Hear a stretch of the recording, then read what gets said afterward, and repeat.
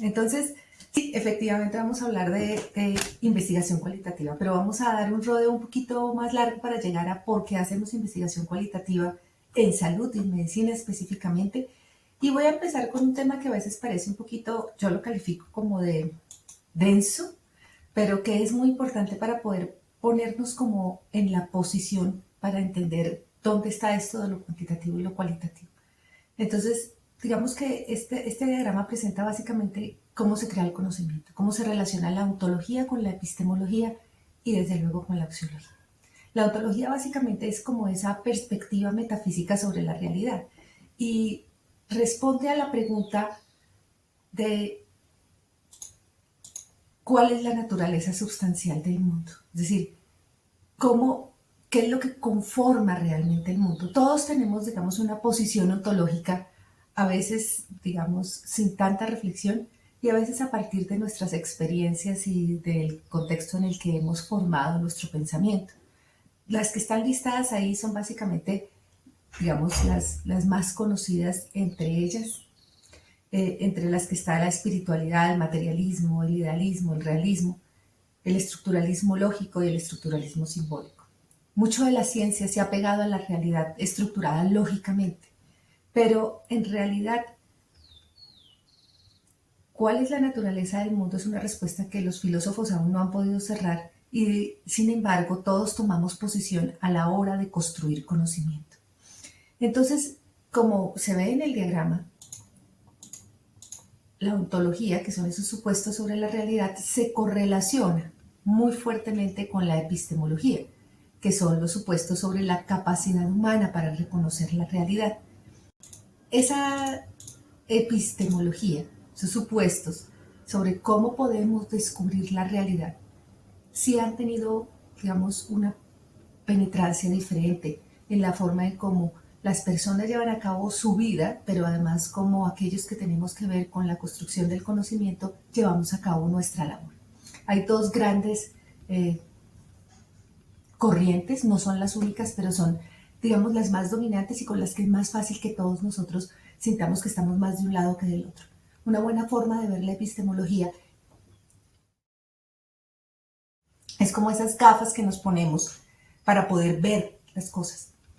Por eso es un buen símil que proviene de un libro que es muy interesante de Thomas Kuhn, que tiene que ver sobre las revoluciones científicas. La primera epistemología conocida es la de tipo más aristotélico, es decir, en estas propuestas y más orientado a lo hermenéutico y a lo interpretativo, proponen una intersubjetividad y una intencionalidad como los componentes fundamentales para la construcción y la comprensión de los fenómenos humanos. Esto se traduce básicamente en que todo el carácter del conocimiento es cultural y por lo tanto es una producción constructiva e interpretativa, tal como lo plantea, por ejemplo, la antropología y varias corrientes de la historia. Esta, digamos, la idea del enfoque comprensivo asociado a la epistemología aristotélica cree que la realidad es múltiple y además es divergente, siempre contextual, que se construye en lo intersubjetivo. Por eso, el interés del trabajo científico, cuando uno se pone las gafas muy de la idea aristotélica, es dar cuenta de esa multiplicidad de perspectivas y experiencias y también distinguir patrones y configuraciones en vez de leyes causales universales. Eh, en ese sentido, la singularidad, lo individual tiene un nivel muy importante en la construcción del conocimiento, como también lo tiene ese recurso de la subjetividad, es decir, lo subjetivo también se vuelve muy valioso. Entonces se concibe que existe una relación de interdependencia entre el sujeto y el objeto del estudio y que hay que procurar que la observación se dé en situaciones cotidianas, naturales, aunque se reconozca que esa interacción entre sujeto y objeto tiende a modificar la situación. En términos axiológicos, que es como se implementa la relación entre la ontología y la epistemología, se acepta la influencia de los valores dentro del proceso científico, por ejemplo, en la elección del tema, pero se intenta dejarlos fuera del proceso, es decir, se acepta como que existe, pero se hace un esfuerzo consciente de dejarlo fuera del proceso. En contraste, la otra gran corriente epistemológica es la galileana. La galileana es más monista, por decirlo así, y se ha caracterizado por el positivismo y el racionalismo, y sostiene que la existencia de el método científico es el único camino para todas las ciencias y que este método en las ciencias físico-naturales preferentemente debe llevarse a cabo en condiciones experimentales. No obstante, aunque estas posiciones, digamos, del positivismo muy clásico se mantienen vigentes en la actualidad, hay una serie de desarrollos muy importantes ocurridos en el siglo pasado que han dado origen a una reformulación muy valiosa. El Círculo de Viena, seguramente ustedes lo han oído nombrar, el positivismo se movió más hacia el lado lógico del racionalismo y, digamos, abandonó la posición fundamentalismo, se convirtió en algo más llamado como el positivismo lógico, que buscó, digamos, la idea de un cambio en la teoría y se enfocó en lo que realmente podemos verificar empíricamente como el criterio del método científico, en vez de una unidad única de métodos para llevar a cabo la investigación. El papel entonces de la inducción y de la deducción ha tendido a equilibrarse en este método hipotético deductivo que, pues, del que Popper fue el gran abanderado.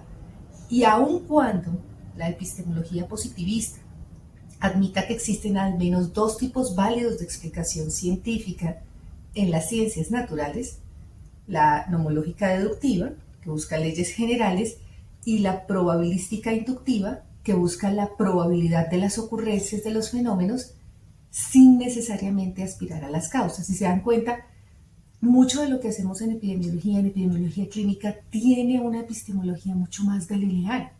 Nosotros nos pegamos al método científico como el camino para resolver las preguntas que nos hemos hecho, pero tenemos que reconocer que de acuerdo a si somos inductivos o deductivos, estamos persiguiendo cosas diferentes. En general, nosotros tenemos la intención de encontrar la relación causal entre los eventos, pero lo hacemos normalmente a través de la posición probabilística inductiva y con una esperanza, digamos, más deductiva. Ese es un proceso que nos toma tiempo a veces, pero que con el devenir de la epistemología nos hemos dado cuenta que ni somos completamente aristotélicos ni somos completamente galileanos. Tenemos que tratar de encontrarnos en un punto en el que reconozcamos las ventajas de las dos epistemologías y tener unas gafas que nos permitan ver la realidad de una mejor manera. Y ahí es cuando entra un poquito estos conceptos de salud y enfermedad. ¿Cómo definimos la salud? Como lo define la OMS, como ese estado de completo bienestar físico, mental y social, y no solamente la ausencia de afecciones o enfermedades, mientras que la enfermedad es definida como la alteración o desviación del estado fisiológico en una o varias partes del cuerpo por causas en general conocidas, manifestadas por signos y síntomas característicos y cuya evolución es más o menos previsible. Entonces esas son, digamos, como los dos puntos en los que nos movemos. Ahora bien, ¿es cierto o no, digamos, si la enfermedad es solo esa parte fisiológica? Y ese es uno de los grandes debates que se han tenido sobre el significado de la enfermedad. ¿El envejecimiento es una enfermedad? La obesidad, la hipersensibilidad electromagnética, el insomnio, el dolor. ¿Cómo podemos entender cosas como el síndrome de fatiga crónica o la enfermedad de Lyme? Es decir, contamos con definiciones de enfermedad para decidir. Sin embargo, es mucho más difícil definir enfermedad como concepto general de lo que podríamos pensar a primera vista. Esa definición que presenté en la diapositiva anterior nos deja solo como en un aspecto, en un espectro objetivo de lo que sería la enfermedad, pero hemos de reconocer que la enfermedad tiene muchos más componentes. Hay muchas definiciones divergentes de enfermedad y es difícil, digamos, hacer una síntesis fácilmente consistente. Una de las razones a las que se le atribuye esto es que nuestra concepción individual de enfermedad es compleja y desde luego comprende varias dimensiones del ser humano. Por ejemplo, hay una perspectiva personal, cómo se siente la persona, una perspectiva profesional, es decir, desde cómo el personal de salud define, detecta, busca predecir y busca manejar las entidades, digamos, patológicas, y desde luego una perspectiva social, es decir, cómo las normas y las instituciones sociales definen o cambian el rol de una persona de acuerdo a su condición de salud. Entonces, cada una de estas perspectivas que he mencionado se enfocan en diferentes fenómenos y en diferentes entidades y por lo tanto, digamos, demandan diferentes tipos de conocimientos y de comprensiones de la realidad para que el profesional de salud pueda tomar acciones. Y ahí es donde entra, digamos, esta triada que les acabo de mostrar. Por un lado, la enfermedad. En español tenemos problemas porque en inglés hay tres grandes palabras, ¿no? El disease, el illness y el sickness, pero en español es difícil traducirlos. Entonces arranquemos con la palabra enfermedad más asociada a disease, es decir, existe un acuerdo sustancial en que las entidades y eventos fisiológicos, bioquímicos, genéticos, mentales, son fenómenos básicos de la enfermedad. Y desde luego la mayoría de las definiciones de qué es una enfermedad sostienen que la enfermedad puede ser observada, por eso es que se buscan los signos, ¿cierto? Examinada, hay un correlato fisiológico, está mediada por la biología del sujeto y se puede medir. Y además, en ese sentido, es objetiva, es decir, la proximidad del médico que hace la exploración física no varía sustancialmente la situación biológica del sujeto. Tiene entonces en esta concepción de enfermedad el objetivo de clasificar, detectar, controlar y tratar la enfermedad. En definitiva, el fin último de esa concepción de la enfermedad como algo biológico, observable, medible, es curar. Pero no es el único correlato que existe. El siguiente tiene que ver con lo que llamamos el padecimiento, el illness, y es, digamos, las emociones y las experiencias, como por ejemplo la ansiedad, el miedo, el dolor, el sufrimiento, como el fenómeno básico de la experiencia de aquel que vive con la enfermedad. En este sentido, el padecimiento es subjetivo y, digamos, se puede argumentar que podemos tener acceso a él, al padecimiento, no, al padecimiento a través, digamos, de las variables que le permiten a uno, al sujeto, preguntarle cosas, ¿cierto? En el lenguaje común, de explorar lo que el sujeto piensa, siente, experimenta. El padecimiento digamos, se caracteriza en términos de conciencia física o mental y es normalmente lo que le dice a uno el paciente, ese sentimiento de extrañamiento, de desagrado, de incomodidad. El objetivo entonces de los profesionales de salud con respecto al padecimiento, es decir, a la enfermedad como padecimiento, es brindar comodidad, cuidado y desde luego alivio del sufrimiento. Y como se pueden dar cuenta, no es que sea una cosa o la otra, es que se sobreponen tanto la enfermedad, disease, con el padecimiento, con el illness. Hay un sujeto que observa una situación, que puede caracterizar, que puede diagnosticar, que puede tratar, y un sujeto que vive con esa situación y en el que hay una intersubjetividad. Y finalmente está el sickness, el malestar, es decir, lo que tiene por detrás de esta concepción es las expectativas, las convenciones, las políticas, las normas y los roles sociales básicos, como el fenómeno que los sustenta. Es decir, esa concepción de lo que es enfermedad socialmente, lo que hemos llamado malestar, del sickness, se descubre a través de la interacción social, la participación social, los estudios sociales. En consecuencia, el conocimiento sobre el malestar es una cosa que es intersubjetiva, es decir, es un conocimiento que comparte un grupo social. El malestar determina si una persona tiene derecho a un tratamiento y derechos económicos, por ejemplo, o si tiene exención de deberes sociales, por ejemplo, licencia de enfermedad, pero también si una persona es legalmente responsable de sus acciones. Es decir, es en esa área, en el área del malestar, en el área normativa, de la norma social, donde entran esos conceptos. Entonces, en ese sentido, el malestar se rige por estructuras formales, como las instituciones, las leyes, eh, los, eh, las normas, los protocolos, pero el malestar también está enmarcado por esas normas legítimas, no legales, que da la sociedad, que están tanto de forma abierta como encubierta y que le otorgan a las enfermedades un determinado prestigio y que las caracterizan o las hacen más estigmatizantes o discriminatorias. Por ejemplo, los estudios han mostrado que el infarto agudo del miocardio tiene un prestigio mayor entre los médicos que la fibromialgia, es decir, es como si las enfermedades tuvieran mayor jerarquía en lo que podría ser conferible importancia, relevancia, valor. El hecho de que, por ejemplo, la homosexualidad haya sido catalogada como una enfermedad durante muchos años fue parte de lo que lo hizo tan estigmatizante. Y ahora, digamos, la responsabilidad de los médicos, y por eso ha habido tanto movimientos tan fuertes dentro, por ejemplo, de la propia psiquiatría, haciendo un marcado corte, es decir, la homosexualidad no es una enfermedad, no la consideramos una enfermedad, para tratar de retirar el estigma que durante mucho tiempo se sostuvo sobre esa normativa implícita de la calificación de enfermedad. Eso mismo podría pasar y está en entredicho todo el tiempo. Yo creo que ustedes lo han visto en este concepto de la obesidad como discapacidad.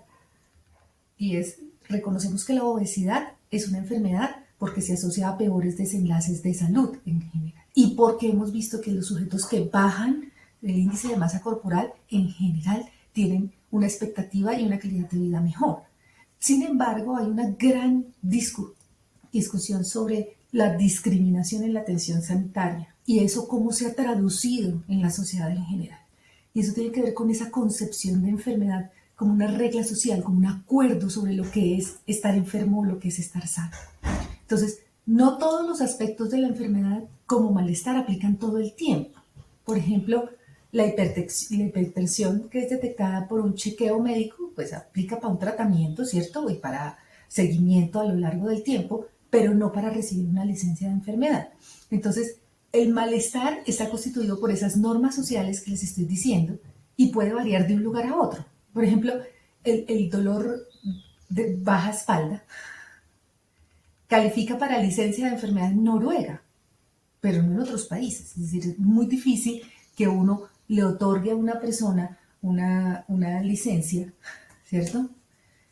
Asociado solo a un dolor bajo de espalda sin mucho más por detrás.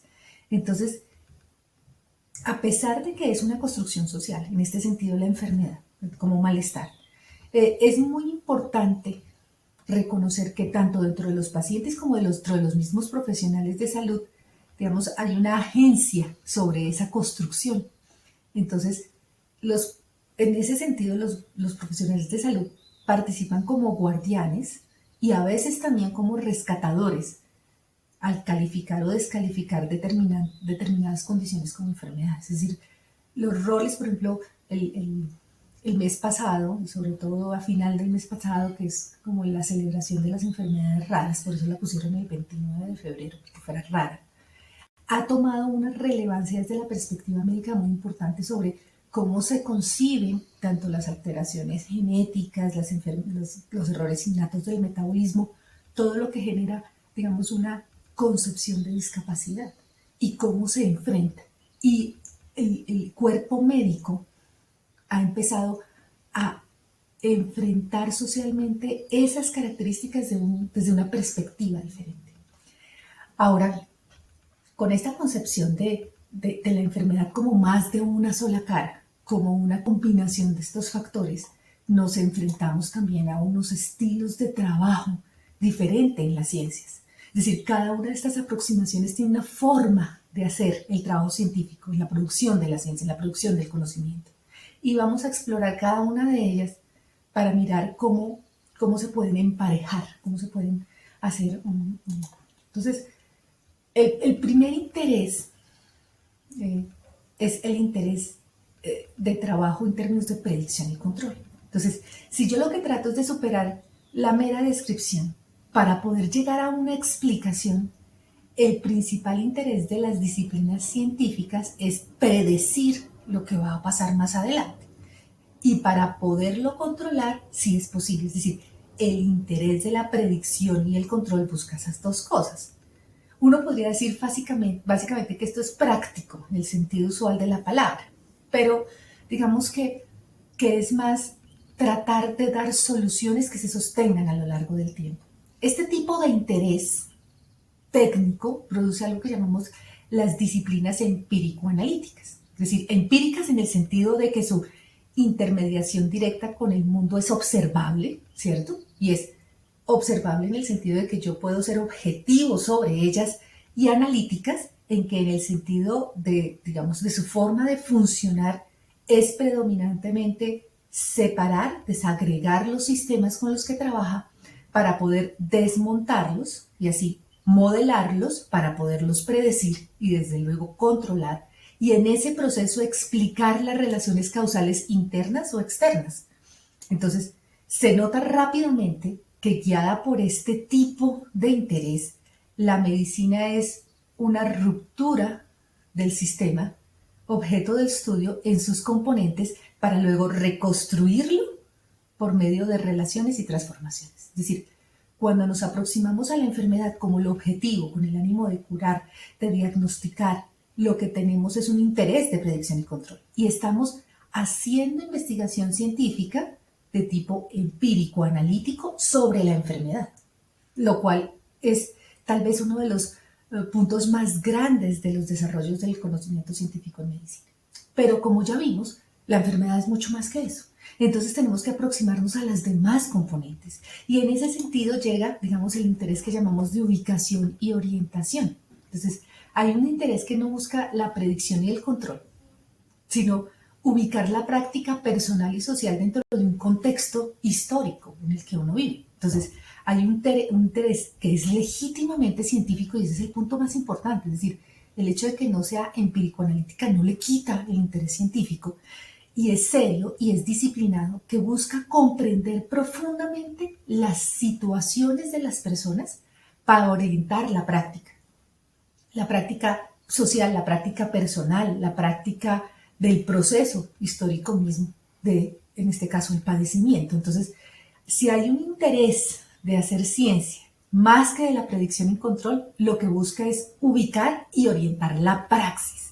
Y en ese sentido es donde el padecimiento se vuelve, digamos, una aproximación científica de tipo histórico-hermenéutico. ¿Qué quiere decir esto? El primero tiene que ver con la historia, como eje, es decir, lo histórico como hacedor de la historia en este momento. Es decir, yo construyo una historia individual, construyo una historia social, construyo una historia comunitaria. Y se acentúa el aspecto hermenéutico, es decir, el deseo de interpretar la situación. El hermeneuta griego era el traductor, el intérprete. Entonces, lo que buscan estas aproximaciones científicas que se enfocan en el padecimiento sobre todo es interpretar globalmente el hecho, comprenderlo, darle sentido, para que ese grupo, digamos, que está ahí enfrentándolo, tenga, digamos, una aproximación de praxis social más clara. Digamos, este sentido es un sentido sintético, es decir, más que analítico es sintético. Tiene por más de que muchas veces aparezca, digamos, aspectos analíticos en el sentido de partir el fenómeno en pedazos para luego armarlo, en realidad lo que más valor tiene cuando nos enfrentamos a la enfermedad como padecimiento desde una perspectiva histórico-hermenéutica, con el ánimo de ubicarnos y orientarnos, es sintetizar la experiencia para hacerla comprensible para los demás.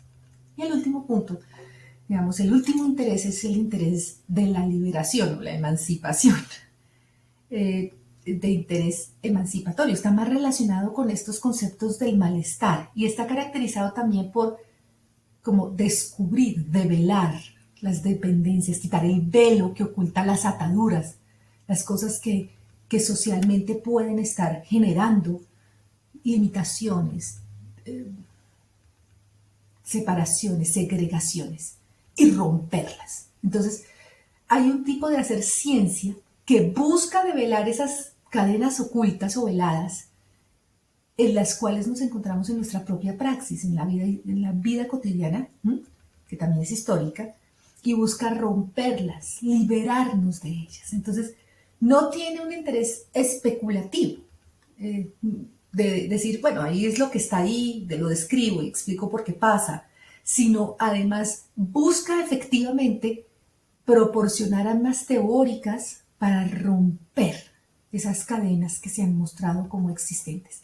En ese sentido, cuando nos aproximamos a la enfermedad como malestar, con las condiciones sociales, con las comprensiones, con las legitimaciones, con las leyes, lo que hacemos es una disciplina científica de tipo crítico social. Es decir, crítico porque no únicamente busca comprender, explicar, sino encontrar el punto de inflexión que permite cambiar las cosas. Por ejemplo, todo el trabajo que se hace sobre abogacía en las enfermedades, sobre acceso a medicamentos, todo, por ejemplo, este movimiento que tiene que ver con liberar las patentes, por ejemplo, de la vacuna o de las vacunas contra el SARS-CoV-2, tiene un interés crítico de liberación en el que toda la investigación que se haga está marcada por la aproximación crítico-social. Entonces, estoy mostrando tres estilos diferentes de hacer ciencia que se acomodan bastante bien a tres formas diferentes de ver la enfermedad. En ese sentido, pues llega, digamos, como este advenimiento de la investigación clínica. Entonces, cuando hablamos de investigación clínica, vemos el estudio de la enfermedad y tal vez el del padecimiento. Lo concebimos como un proceso estructurado de investigación de hechos, teorías y exploración de sus conexiones. Por eso es que no tiene ese interés de liberación. Es decir, la investigación que hace el clínico no tiene interés de liberación. Esa la hace un grupo diferente, como la gente que hace salud pública o políticas públicas en salud. Ellos trabajan más desde el interés de la liberación. El clínico está más montado desde la enfermedad y el padecimiento, es decir, está ahí entre lo empírico-analítico y lo histórico-hermenéutico. Y eso es lo bonito, arma una amalgama bien interesante. Entonces, la idea es que en la investigación clínica uno procede de una manera sistemática para examinar las condiciones clínicas y por lo tanto los desenlaces para establecer las relaciones entre los fenómenos clínicos y generar evidencia para la toma de decisiones y proveer impulso a la implementación de mejores prácticas. Entonces, el propósito es el desarrollo de conocimiento que pueda maximizar la efectividad de la práctica. Los profesionales de salud han reconocido la necesidad de documentar y probar elementos de la práctica clínica a través de un análisis objetivo y riguroso, cuestionándolo científicamente. Pero también han descubierto que si no comprenden la experiencia de enfermedad, la mitad de lo que tratan de predecir y controlar no va a funcionar. Entonces, digamos, la investigación clínica entonces es un proceso objetivo, o se ve como objetivo, que sin embargo es creativo y dinámico y que se enfoca en las aplicaciones de la teoría clínica y de las intervenciones. Es una forma de satisfacer la curiosidad acerca del fenómeno clínico, de estimular el intelecto para alcanzar la verdadera comprensión, la verdadera explicación de los fenómenos clínicos y generar nuevas y diferentes maneras de ver esos mismos problemas. Entonces, el hecho de que sea inicialmente objetiva, inicialmente empírico-analítica, no hace que ese clínico practicante de la ciencia sea infinito. Es más bien que la ciencia y la práctica son dos factores de la misma entidad fundamental. Entonces, la relación de la toma de decisiones en incertidumbre, la información científica y la comprensión del padecimiento de ese paciente es lo que pueden verdaderamente guiar la práctica clínica científica, porque combina la experiencia individual en dos niveles. Entonces, hemos dicho muchas veces que la investigación clínica es tanto empírica como crítica, ¿cierto? Y que en general los resultados deben ser observables, documentados y examinados en su validez. Eso aplica tanto para lo intersubjetivo como para lo puramente objetivo. Es un proceso creativo y dinámico, como ya dije, desarrollado en múltiples ambientes y que emplea diferentes métodos de medición y de análisis. Y ahí es cuando es bueno combinar las cosas. Entonces, hemos hablado de muchas fuentes de conocimiento, ustedes las conocen, la tradición, la autoridad, el ensayo del error, el razonamiento lógico y el método científico. Hemos, digamos, convertido el método científico en nuestro bandera, el proceso riguroso para adquirir nuevo conocimiento, que incorpora elementos tanto de la deducción como la de inducción en el análisis sistemático y controlado de los fenómenos. Tiene, digamos, dos supuestos relacionados con la realidad. La naturaleza es ordenada y regulada y hace que los eventos sean consistentes y predecibles, y los eventos no son aleatorios o accidentales, y por lo tanto hay una o más causas que deben ser descubiertas. Estos dos supuestos lo que nos permiten es dirigir el pensamiento clínico hacia el establecimiento de relaciones causales que permitan solucionar los problemas clínicos. Pero cuando digo causales aquí no me refiero únicamente a la relación causa-efecto empírico-analítica, sino también a las causas históricas, hermenéuticas, comprensivas. En ese sentido, en los dos caminos. Entonces, hay también otras características importantes del conocimiento científico que ustedes conocen y que aplican para cualquiera de las dos formas de hacer ciencia. Es parsimonioso, es decir, la versión más simple de los datos probablemente es la que más explique la realidad. Tiene hipótesis rivales, es decir, creemos que podría haber otra explicación y si hay una mejor deberíamos elegirla. Es replicable, es cauteloso y es preciso. Y eso aplica sin importar si hacemos investigación objetiva o investigación intersubjetiva. Y entonces entramos a esta idea importante y es lo que yo estoy mirando, lo que es observable directamente, tiene varias dimensiones. La primera es la objetiva, como por ejemplo tomar la temperatura de ese niño, el valor de esa temperatura, y el componente subjetivo, la incomodidad, la extrañeza, el padecimiento del niño, pero también el padecimiento de la madre que tiene un niño con fiebre. Es decir, el mismo fenómeno tiene esos dos componentes, no se pueden separar, no son estallables, están juntos, son sintéticos en sí mismos. Pero también tiene esa parte cuantificable.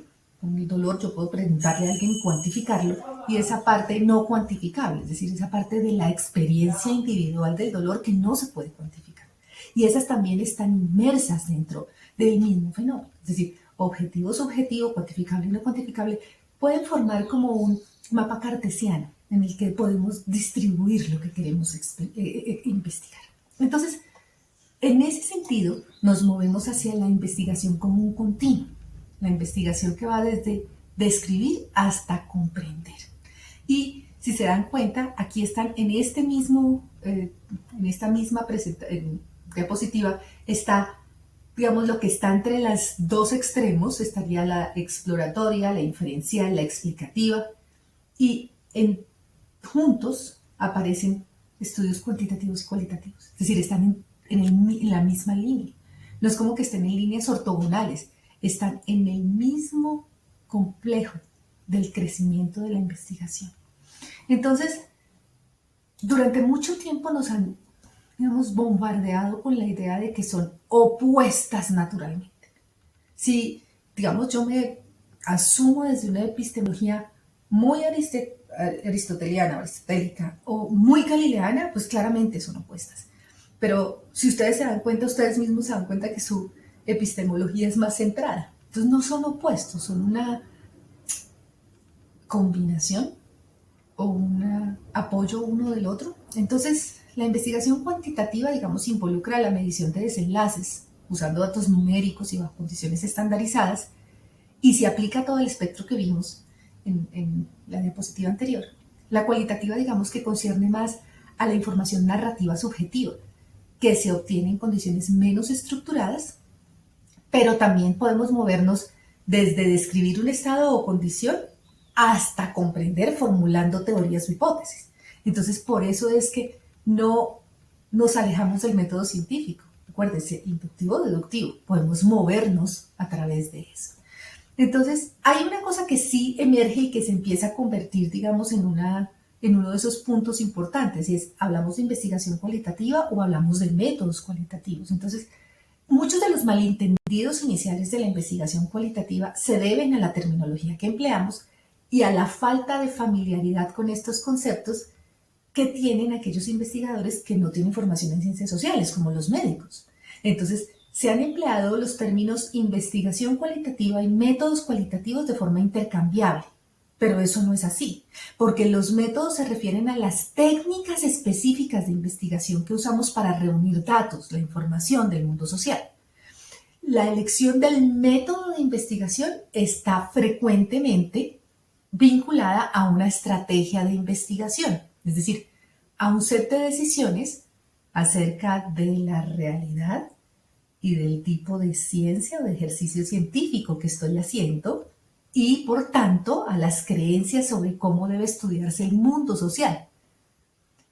En ese sentido, padecimiento, malestar. ¿Por dónde me voy a ir? ¿Me voy a ir por lo histórico, hermenéutico, por la comprensión e interpretación, o me voy a ir por lo crítico, por lo social?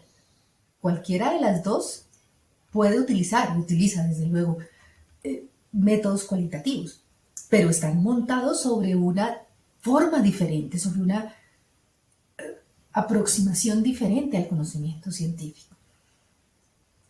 Y también eso significa en cómo se valida el conocimiento social establecido por ese tipo de investigación. Entonces, para muchos científicos sociales, la elección de un método particular de investigación está, mejor dicho, inexorablemente vinculada con la perspectiva teórica particular, con la epistemología que tenemos, es decir, con la serie de conceptos explicatorios que le proveen un marco de pensamiento a la realidad y al mundo social y desde luego a la divulgación de los resultados de investigación.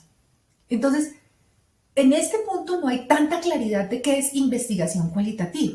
Algunos abogan por, no, yo me aproximo teóricamente de cierta manera, es decir, una perspectiva teórica, un ejercicio específico de la ciencia, mientras que otros lo hacen, digamos, más pragmático, desde cómo utilizo los métodos. Como no hay una versión, ambas pueden ser ciertas. Y no, la cuestión no es entrar a pelear cuál es más cierta que otra, sino cuál vamos a usar nosotros en función de lo que queremos comprender, entender y manejar. En ese sentido, ¿podemos usar métodos cualitativos con una visión un poquito más galileana? Sí, no hay problema. ¿Es probable que los sociólogos y los antropólogos se arranquen los pelos? Sí, es cierto. Pero eso no hace que el conocimiento que se genera en la investigación clínica, que es muy particular a esa relación entre salud y enfermedad y al encuentro individual, no sea válido. La clave es usarlos de forma sistemática, rigurosa, parsimoniosa, reproducible y con cautela. Ahora bien, cuando, digamos, empezamos a pensar en cómo usar estos conceptos a la hora de llevarlos a cabo y de extraer información, lo que cuenta como una pregunta de investigación apropiada, lo que cuenta como conocimiento válido, va a depender de nuevo, como empecé yo, sobre los supuestos teóricos acerca del mundo, del conocimiento, de la epistemología. Entonces, dado que existen tantas y tan variadas perspectivas teóricas en la investigación en salud, se hace, digamos, importante que nos quedemos con tres pilares fundamentales del uso de métodos cualitativos como una unidad en investigación en salud. Existen algunos principios que un investigador cualitativo o un investigador que emplea métodos cualitativos se compromete a seguir en la mayoría de las ecuaciones. Son tres. El primero, el que ven ahí, el naturalismo. El naturalismo se basa en comprender que el comportamiento de los sujetos tiene que ver con el contexto. ¿Quién está asumiendo más riesgos? ¿Será que la gente que estaba en Miami Beach este fin de semana en semejante locura estaban más dispuestos a asumir riesgos siempre o solo fue este fin de semana porque estaban en Spring Break? El otro pedazo es, siempre que hemos visto experimentos nos han dicho que le tenemos que controlar el efecto Hawthorne, ¿cierto? Que es célebre por el efecto que se describió en la planta. Pero lo interesante es que a nosotros cuando vemos experimentos solo nos muestran el primer pedazo. El estudio dejó de ser experimental para convertirse en algo que se llama etnografía, es decir, emplear métodos de recolección, entrevistas, observaciones, para comprender por qué ellos habían cambiado su comportamiento. Entonces, usando métodos cualitativos lo que queremos es apalancarnos en ese efecto para que la gente reflexione sobre su propio comportamiento. También está, digamos, pensar el manejo de cómo la gente maneja las cosas en la vida real. Es decir, es mejor el experimento ideal, el de la eficacia, es hermosísimo. ¿Por qué en el mundo real no funcionan las cosas igual? Porque estamos hablando de humanos y sus comportamientos, sus propias creencias, sus propias experiencias. Necesitamos comprender cómo es que esas dos cosas se interrelacionan, cómo manejan los medicamentos en casa, cómo usan los dispositivos. El naturalismo nos pone en el mundo real verdadero para comprender qué le está pasando a los sujetos. El siguiente principio es el foco en la comprensión. Entonces, tiene esa idea interpretativa todo el tiempo de las ciencias sociales, es decir, un investigador que usa métodos cualitativos en ciencias clínicas, en investigación clínica, no lo hace, no empieza preguntándose por qué hacen mal las cosas o por qué son irracionales. Lo que busca saber es por qué lo hacen, cómo llegan a esas conclusiones. Piensen en ustedes mismos. Ustedes no se niegan a implementar las guías de práctica clínica basadas en la evidencia por irracionales o por ignorantes. No, tienen una cantidad de reflexiones, de racionalizaciones, de barreras en el intercambio que modulan esa adopción. Eso mismo les pasa a los pacientes cuando actúan de formas diversas sobre la enfermedad, su tratamiento, el seguimiento, etc. Entonces, la pregunta inicial aquí no sería ¿por qué los médicos no implementan las guías de práctica clínica? Sino más bien cómo es que las usan, cómo es que las adaptan, qué clase de evidencia usan y necesitan en su trabajo, cómo es que se integran las guías de práctica clínica a su trabajo diario. ¿Sí? No arrancamos con una visión de juicio de yo afuera te controlo, sino yo desde afuera trato de entenderte.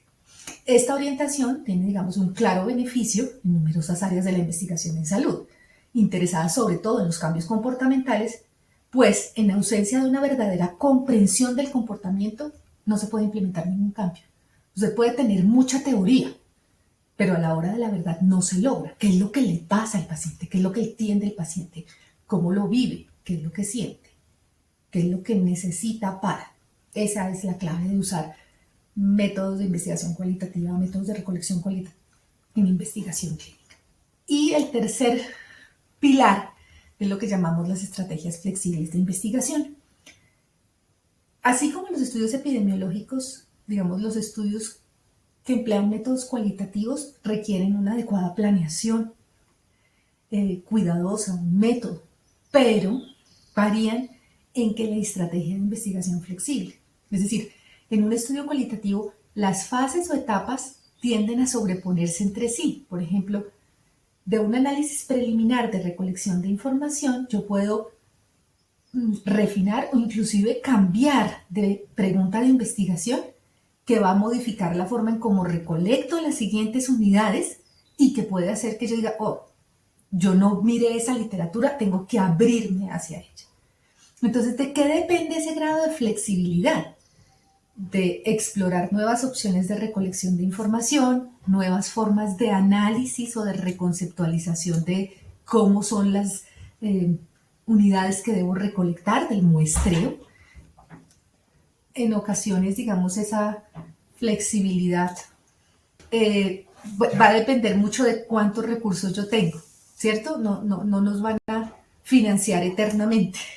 Entonces, las estrategias, la flexibilidad de las estrategias cualitativas debe necesariamente adecuarse a las demandas que tenemos de aquel que nos patrocina, el tiempo que nos da, los recursos que nos da y, en general, saber a qué audiencia estamos aplicándole con lo que queremos hacer. Es decir, quién va a ser el que nos oiga para comprarnos la idea. qué tan estructurado tenemos que presentarlo, qué tan flexible podemos ser. Va a depender mucho de quién va a darnos el recurso. Entonces, esas tres son los tres pilares fundamentales del uso de métodos cualitativos con el propósito explícito de generar información sintética que nos permita comprender la experiencia de los sujetos y como clínicos planteados particularmente desde ver tanto la enfermedad como el padecimiento. Si alguno se siente, digamos, muy interesado en poder modelar y comprender el malestar, estas mismas estrategias y desde luego estos mismos pilares van a seguir siendo los fundamentales para llevarlo a cabo. Muchísimas gracias.